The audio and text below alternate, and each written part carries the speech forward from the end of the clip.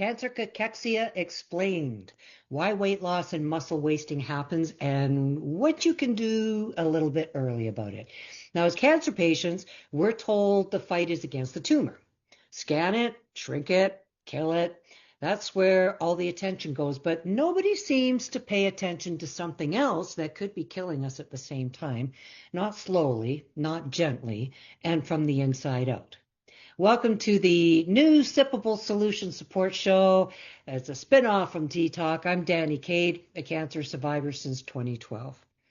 Cachexia, also known as wasting syndrome, isn't just weight loss or just a low appetite, and it's not just part of the treatment. It's a metabolic hijacking where the body is reprogrammed to burn itself for fuel, starting with muscle first, strength next, and if it's left unchecked, unfortunately, our life. The cruel truth is that by the time the scale drops, the damage is already deep. The system that we work in usually doesn't notice these things until, 10 or 20% or more of our body weight is gone, or they wait until we look sick enough, sometimes until we're too weak to push back. That's not care. That's surrender dressed up as protocol. So we need to know what signs we should be looking for before it's too late. Cachexia doesn't begin in our clothes. It actually begins in our hands, our legs, our breath.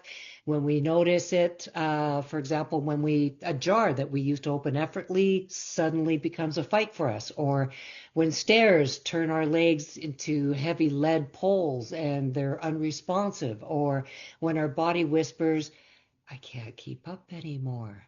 Even a 5-pound drop isn't nothing. It's pre-cachexia. It's the warning shot that tells us it's time to act. Not later, not after another week of trying to force food down that might not even stay down. Now. Just so you know, we cannot eat our way out of this.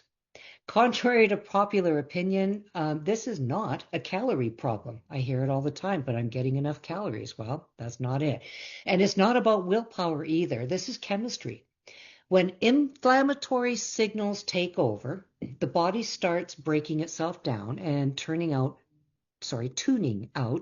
nourishment.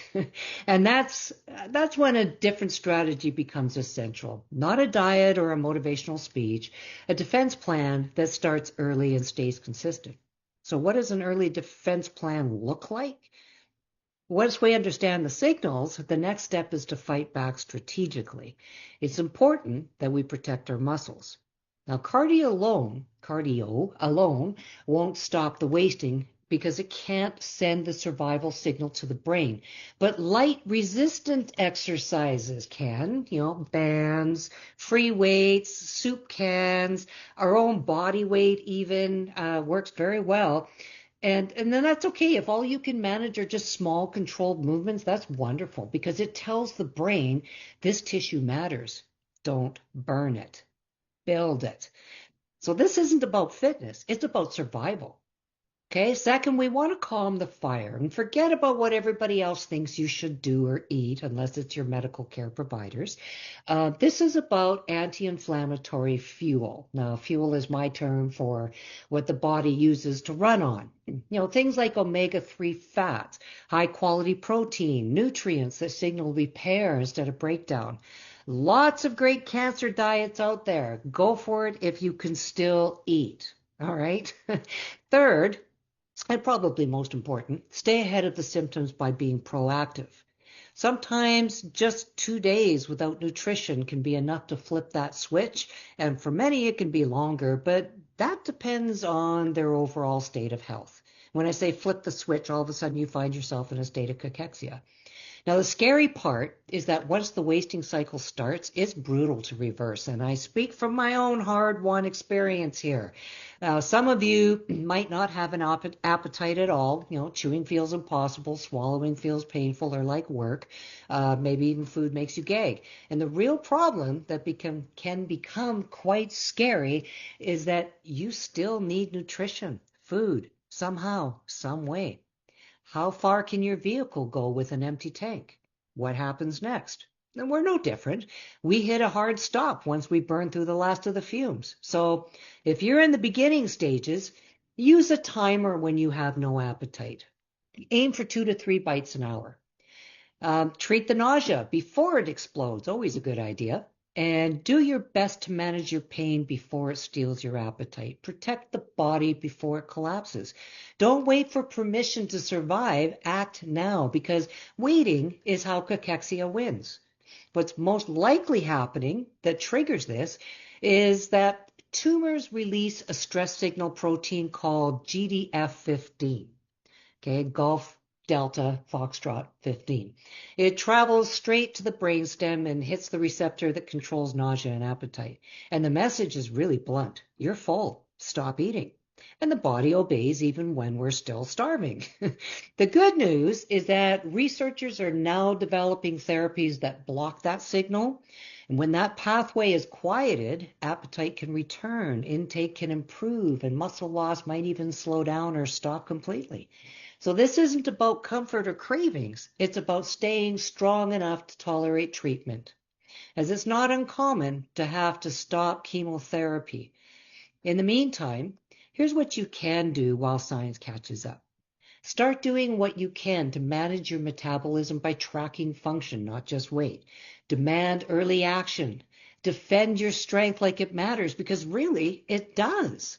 Walk into your appointments prepared, have questions all written down, and ask for your baseline muscle data, and set those trigger points before the decline starts or continues, as the case may be.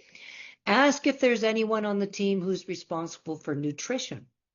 Now, this is how we rescue ourselves from being victims of wasting, by checking our grip. Are the jars harder to open? We test our legs. Are the stairs harder? Are the legs feeling heavier? Notice your breath on the stairs. These are survival signals. Now, globally, 20 to 40% of cancer patients develop cachexia, and in advanced cancers, it's more than half.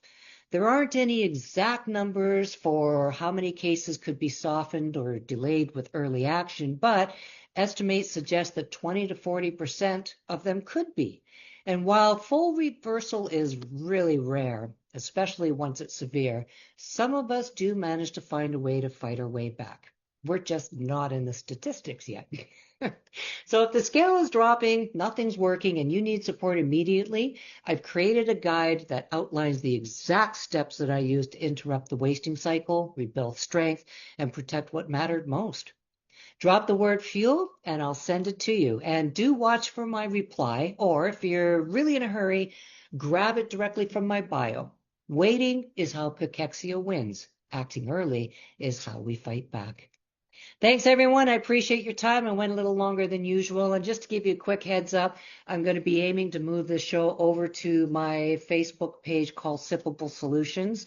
So if you don't see me here next week, you'll find me there. But once it's official, I'll announce it. Thanks, everyone. Take care. Make it a great day, and I'll see you next week. Bye for now.